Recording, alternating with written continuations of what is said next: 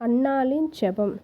Number 1. அன்னாளின் குறை. எல்கானாவிற்கு 2 மனைவிகள், அன்னாள், பெனின்னாள். பெனின்னாளுக்கு பிள்ளைகள் இருந்தார்கள், அன்னாளுக்கு பிள்ளைகள் இல்லை. நம்பர் 2. ஆறுதல் இல்லை.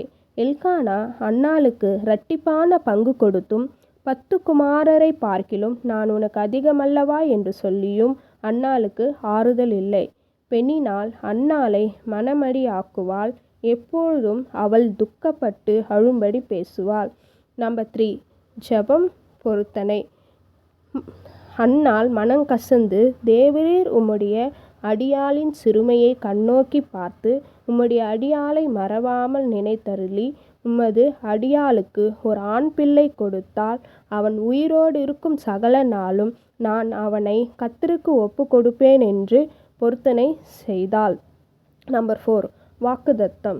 அன்னாள் ஏலி தீர்க்கதரிசி மூலம் சமாதானத்தோடே போ, இஸ்ரவேலின் தேவனிடத்தில் கேட்ட உன் விண்ணப்பத்தின்படி அவர் உனக்கு கட்டளையிடுவார் என்று வாக்குத்தத்தை பெற்றுக்கொண்டு சென்றாள். நம்பர் 5. விசுவாசத்தின்படி பெற்றுக்கொண்டாள்.